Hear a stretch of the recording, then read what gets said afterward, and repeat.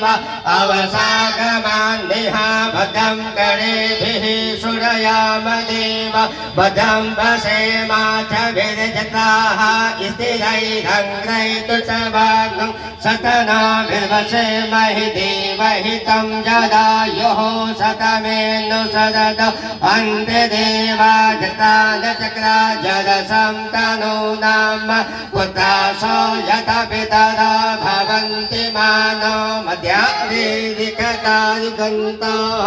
अदतिर्द्यौरदतिरन्तरिझमदतिर्माता सविता सपुत्र विश्वे देवा अदतिः पञ्चजना अदतिर्जातमदति जनिद्रह्मा ॐ ध्येयो शान्तिरन्तरिक्षगुं शान्ति पृथिवी शान्तिदापः शान्तिमोक्षधयः शान्ति वनस्पतयः शान्ति विश्वे देवाः शान्ति ब्रह्म शान्ति सर्वगं शान्ति शान्तिदेव शान्ति सामा शान्तिरेद्धि यतो यतः समेहसे ततो न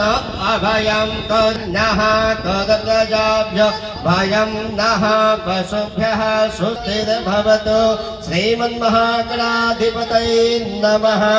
तदेव लग्नं सुदिनां तदेव ताराबलं च